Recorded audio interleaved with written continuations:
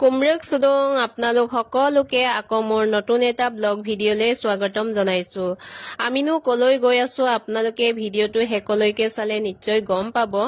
এই ভিডিঅ'টো যোৱা দেওবাৰ দিনাখনৰ আছিলে, বাৰ সকামৰ দিনাখনৰ। সময়ৰ অভাৱত মই এডিট কৰি দিব পৰা নাছিলো, সেইকাৰণে আজি দিছোগে। আৰু ৰাতিপুৱা 6:30 বজাতে আমি দেহাৰ হোষ্টেলত আহি পালো। তেতিয়া হোষ্টেলৰ গেট খোলাই নাছিলে। দেহাৰ কাৰণে ৰৈ থাকোতে হোষ্টেলতে 7:30 বাজিলে আৰু নাজিৰা আহি পায়ে সদায় মই বাৰ ফটোখন চাওঁৱে আৰু ধুনীয়াকে দাদাই ধূপচাকি জ্বলাই থৈছে। ময়ো আহি মেলি দুডালমান জ্বলালো আৰু এইফালে পাকঘৰত বাৰ জাকিজনী লাগি আছে, চাহৰ যোগান ধৰি আছে। আহি পায়ে মই পাকঘৰতে সোমালো আৰু মৃতকক দিবলগীয়া সকলোবোৰ মই বনাই দিলো। বেছিকে নহয় আৰু অকণ বনালো। আগে গাহৰি মাংস বইল কৰি লৈছো আৰু পিছফালে বন্ধুৱনীৰ সৈতে শাক পাচলি কটাত লাগি গৈছে আৰু ভকত আহি পালে ভাত বনাব লৈছে।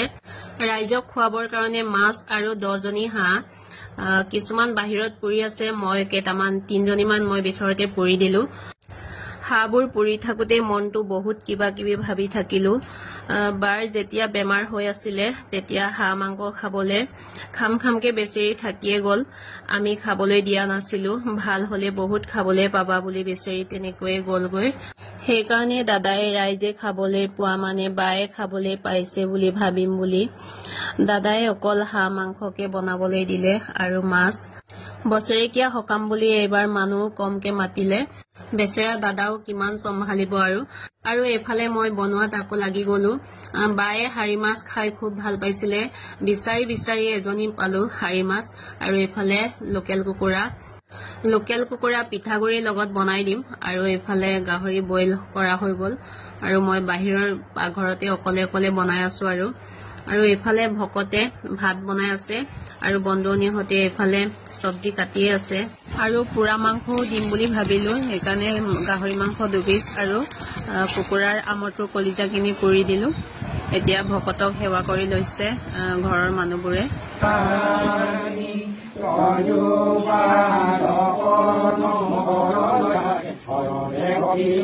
ভকতক সেৱা কৰা হৈ গল। এতিয়া মই লোকেল চিকেন বনাই আছো পিঠাগুড়ি চব্জিৰ লগত বনাবৰ কাৰণে। সেয়া হৈ গৈছে পিঠাগুড়ি চব্জিৰ লগত। আৰু নামচিঙো বনাই দিলো দেই। নামচিং খাইও ভাল পাইছিলে বায়ে, নামচিঙো বনাই দিলো। আৰু এটা বস্তু দেখুৱাই দিছো দেই আপোনালোকক, কেপচিকাম, গাহৰি মাংস আৰু বিলাহী খুব ভাল পাইছিলে, সেইটো বনাই দিলো অকনমান। আৰু পোৰা মাংসবোৰ বেলেগকে থৈ দিলো ইয়াতে। মৃতকক দিবলগীয়াবোৰ হৈ গৈছে, মই গোটেইখিনি বনালো। আৰু এইফালে বাহিৰত হাঁহৰ মাংস আৰু এটা কেৰাহীত মাছ বনাই আছে ভকতে। আৰু এতিয়া দিবৰ কাৰণে মৃতকক দিবৰ কাৰণে সজাই লৈছে ভকতে। মই দি দিছো ইয়াতে, সজাই দিছো।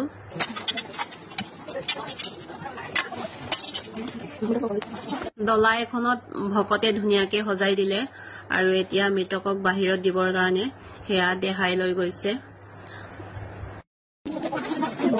মৃতকক বাহিৰত নিদিয়াৰ আগতে ভকতে আশীৰ্বাদ দি লৈছে। সেয়া অকণ মই দেখাবলৈ চেষ্টা কৰিলো আৰু মই ইমানকে ভিডিঅ' কৰিব নোৱাৰিলো, কাৰণ ইয়াতে বহুত আৱেগিক হৈ যায় ন মানুহ। ইয়াতে বহুত কন্দা কটা লাগি গল, সেইকাৰণে ভালকে ভিডিঅ' কৰা নহল আৰু ভকতে খোৱা হৈ গল। এতিয়া খোৱাডোখৰ মই অকনমান মুচি লৈছো। আলহীবোৰকো খোৱালো। এতিয়া ঘৰৰ মানুহবোৰ আৰু আমিয়ে আছো আৰু এতিয়া আমিও খাবলৈ বহিলো।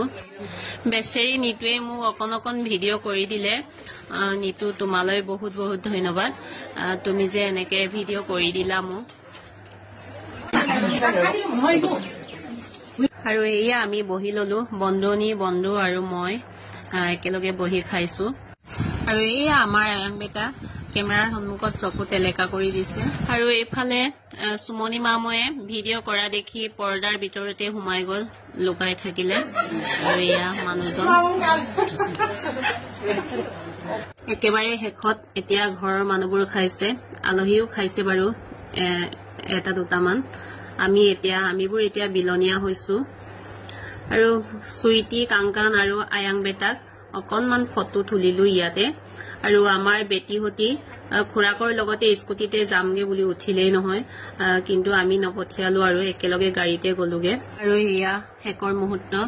এনেকে চুইটিক গেটৰ সন্মুখত এৰি থৈ বহুত দুখ লাগে।